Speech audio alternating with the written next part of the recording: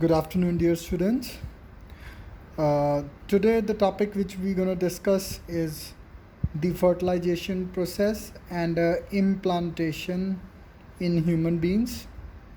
First of all, you should know that what is fertilization.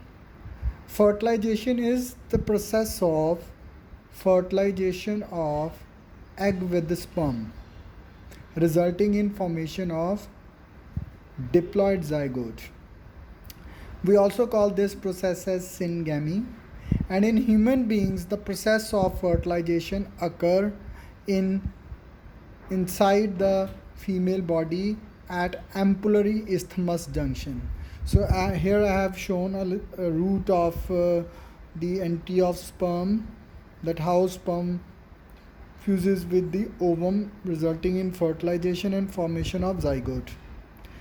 Sperms are released by the male through copulation in vagina of the female, and sperms then through cervical canal enter into the cervix and then into the uterus and finally reach to the ampullary isthmus junction, whereas ovum from ovary reaches to the infundibulum, then reaches to the ampullary isthmus junction where fertilization takes place. You should know that the fertilization is only possible if sperm and ovum are available togetherly at one point, that is ampullary isthmus junction.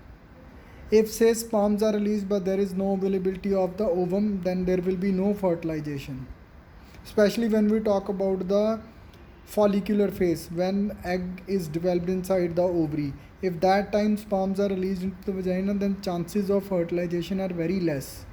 Only from 10 to 17 days of menstrual cycle the fertilization is possible, because it is the most fertile period. That is why we say that all copulations do not lead to fertilization, and there should be a proper knowledge of the menstrual cycle for achieving the pregnancy or to achieve the fertilization. Now you should know that how internally in human female body at ampullary isthmus junction fertilization takes place. When millions of sperm reaches to the ovum, one of the ovum gets successful for its entry into the ovum. When sperm reaches to the corpora radiata, its enzymes present in the acrosome released and digest the layer of follicular cells and the zona pellucida. Once one sperm gets entry, then zona pellucida get hardens so that no more sperms will be able to enter the ovum. So it means zona pellucida helps to prevent the polyspermy, that is fusion of ovum with multiple sperms. In the acrosome of the sperm, there are many enzymes like hyaluronidase, which helps in digesting the corona radiata having hyaluronic acid, then acrosin, which helps in digestion of the glycoprotein layer, that is zona pellucida. Once sperms enter into the ovum or it comes in contact with the vitelline membrane, it releases its pronucleus into the ovum so that pronucleus can fuse with the pronucleus of ovum, resulting in the formation of zygote.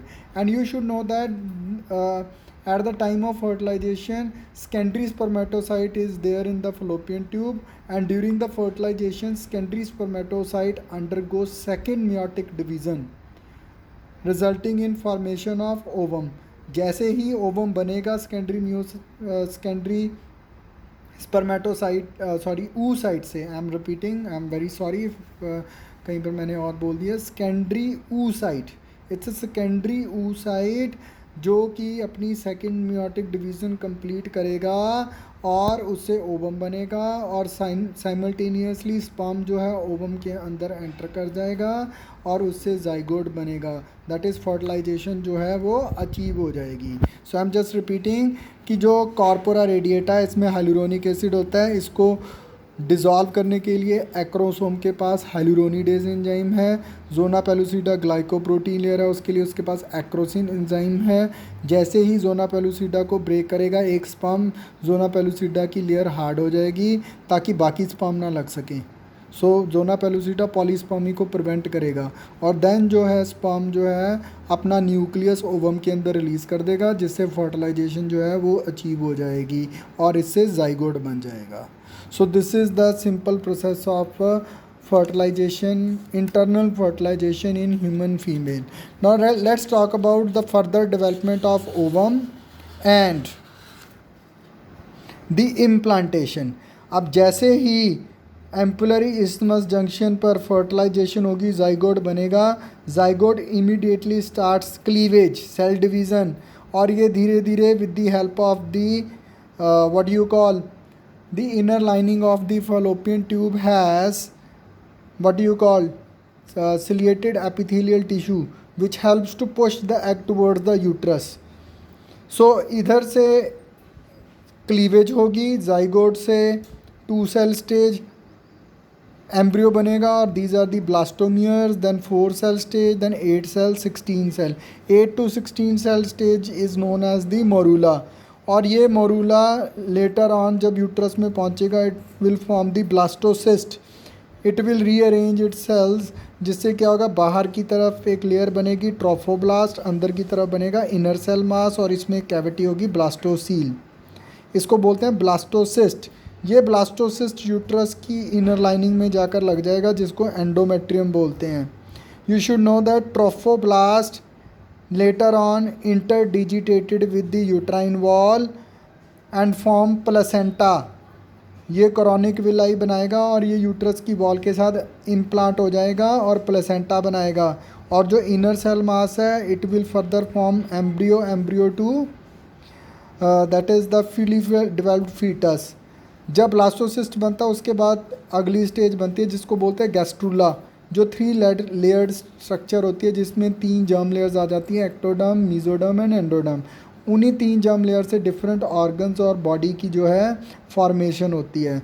और जो trophoblast है it interdigitated with the uterine wall and helps in the formation of the placenta. You should know that placenta जो है वो एक communicating channel है between foetus and the mother. Whatever the foetus requires it will get from the mother's body through the placenta. So the next topic in the next video which we will discuss, it will be the placenta structure and function. And finally we will discuss about the gestation period, parturition process, that is the act of giving birth, its process, and finally the lactation period. So tomorrow I will discuss the final topics of this chapter. So just read these topics, that is today which I am discussing. First one is the fertilization process, second one is the transport of ovum, and the implantation process in human female body. So these topics you have to read from the NCERT and from my notes, and please practice these diagrams which I have shown you now only. So these are the 2 topics for today only, and rest topics we will discuss tomorrow. Thank you.